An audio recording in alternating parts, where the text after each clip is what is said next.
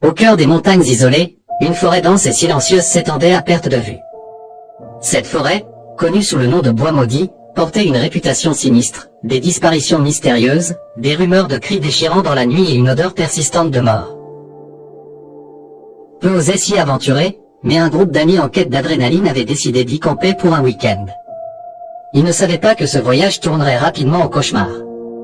Maxime, Chloé, Lucas et Sarah étaient jeunes, insouciants et avides d'aventure. Avec leurs sacs à dos remplis et leurs templiers, ils pénétrèrent dans la forêt en ignorant les avertissements des habitants du village voisin. Ne vous approchez pas du Bois Maudit. Beaucoup sont partis, mais peu sont revenus, leur avait dit un vieil homme. Le premier jour fut calme, presque agréable. Les oiseaux chantaient, et le soleil se glissait à travers les arbres. Mais à mesure que le soleil descendait, une atmosphère pesante s'installait. Les ombres des arbres devenaient oppressantes, et un silence glacial remplaçait les chants des oiseaux. Cette nuit-là, autour du feu de camp, ils entendirent un bruit sourd venant des bois. Lucas, le plus courageux du groupe, se leva pour vérifier. « Ce n'est rien, probablement un animal, dit-il en riant nerveusement. Mais les autres étaient sur le qui-vive. Quelques minutes plus tard, un cri terrifiant retentit. Il semblait humain, mais rempli d'une douleur insoutenable. Le groupe, terrifié, resta éveillé toute la nuit, incapable de dormir.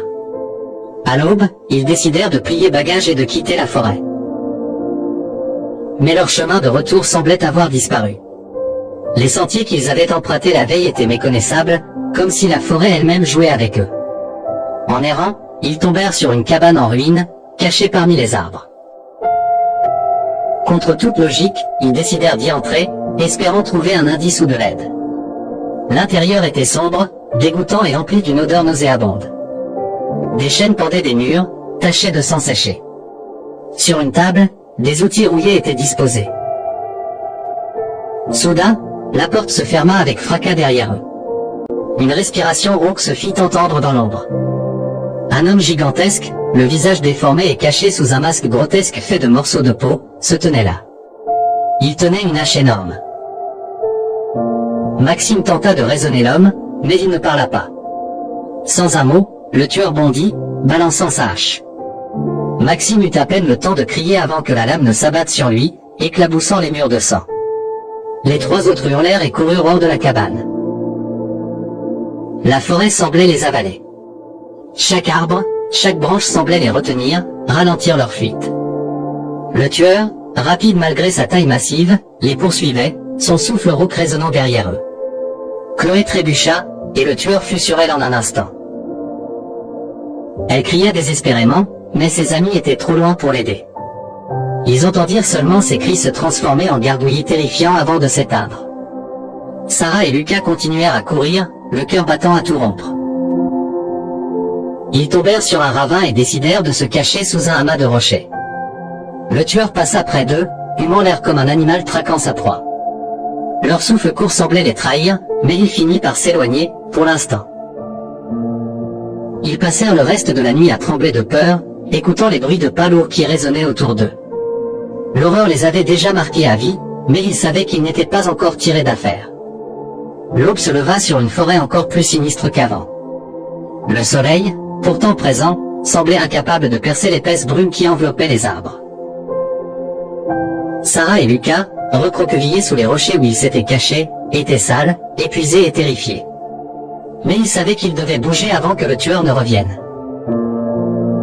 En avançant prudemment à travers la forêt, ils commencèrent à remarquer des détails qu'ils n'avaient pas vus auparavant, des marques étranges gravées sur les arbres, des restes de vêtements accrochés à des branches, et une odeur pestilentielle qui devenait de plus en plus forte. Après plusieurs minutes de marche, ils tombèrent sur une scène qui leur glaça le sang.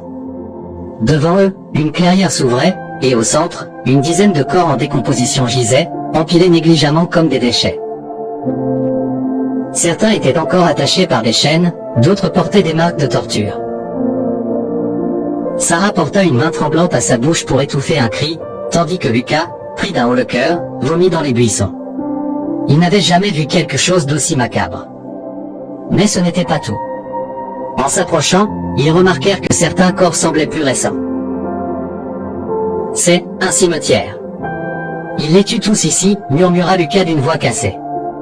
En se détournant de la scène, leurs regards furent attirés par quelque chose de brillant parmi les arbres.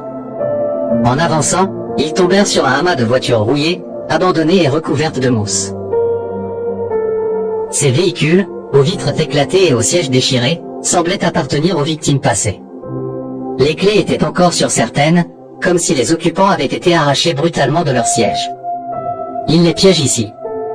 Ils les empêchent de partir, dit Sarah en octant. En fouillant rapidement les voitures, ils trouvèrent des sacs à dos, des vêtements et même des objets personnels, des photos de famille, des téléphones brisés, des journaux intimes.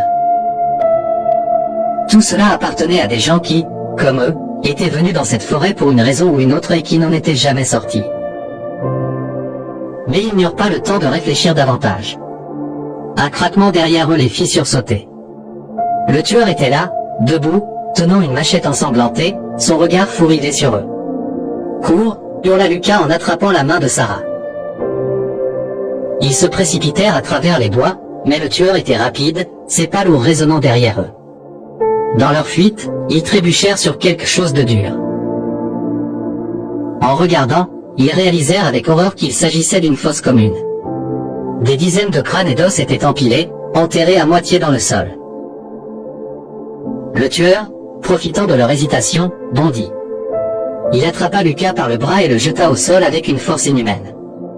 Avant que Sarah ne puisse réagir, Lucas hurla de douleur alors que la machette s'abattait sur sa jambe, la coupant presque en deux. « Sarah, pars !»« Sauve-toi !» cria Lucas. Sarah, les larmes aux yeux, hésita un instant avant de courir. Elle entendit les hurlements de Lucas derrière elle, mais elle savait qu'elle ne pouvait pas revenir en arrière. Sa survie était maintenant la seule chose qui comptait. Elle courut sans s'arrêter, trébuchant sur des racines et des branches, jusqu'à tomber sur une autre découverte macabre, une cabane, différente de la première, mais tout aussi sinistre. À l'intérieur, elle trouva des outils ensanglantés, des cages rouillées contenant des os, et des murs tapissés de photos des victimes du tueur. En examinant la pièce, elle tomba sur une carte froissée. Elle montrait un chemin qui semblait mener hors de la forêt. C'était peut-être sa seule chance de s'échapper. Mais avant qu'elle ne puisse partir, elle entendit un bruit derrière elle. Le tueur était là, sa machette dégoulinant du sang de Lucas. Sarah attrapa un couteau sur la table et, dans un élan de désespoir, se prépara à se battre pour sa vie. Le soleil déclinait rapidement, plongeant la forêt dans une obscurité terrifiante.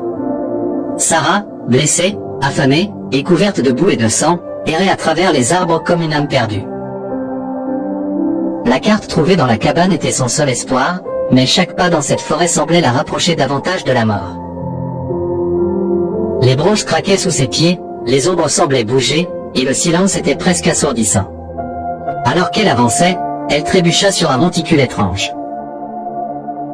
En regardant de plus près, elle découvrit que ce n'était pas un simple tas de terre, mais une ouverture creusée dans le sol. Un escalier en pierre descendait dans l'obscurité. Une odeur insupportable de putréfaction émanait de ce trou, mais Sarah n'avait pas le choix. Si elle restait à la surface, le tueur la retrouverait inévitablement. Elle descendit prudemment, tenant son couteau serré dans sa main tremblante. Le silence pesant de la forêt fut remplacé par des bruits d'eau qui dégoûtaient et d'échos lointains. Le tunnel la conduisit dans un vaste réseau souterrain. Les murs étaient couverts de symboles gravés, des dessins grotesques qui semblaient raconter l'histoire du tueur. Au centre de la caverne, Sarah découvrit une salle immense éclairée par des bougies vacillantes. Des chaînes pendaient du plafond, et le sol était jonché de restes humains, des crânes, des os brisés, et des morceaux de chair encore frais. Un autel était dressé au fond, où des outils de torture étaient disposés comme des trophées. Sur cet autel, elle vit une tête humaine, encore dégoulinante de sang. C'était celle de Lucas. Sarah tomba à genoux, incapable de détourner le regard.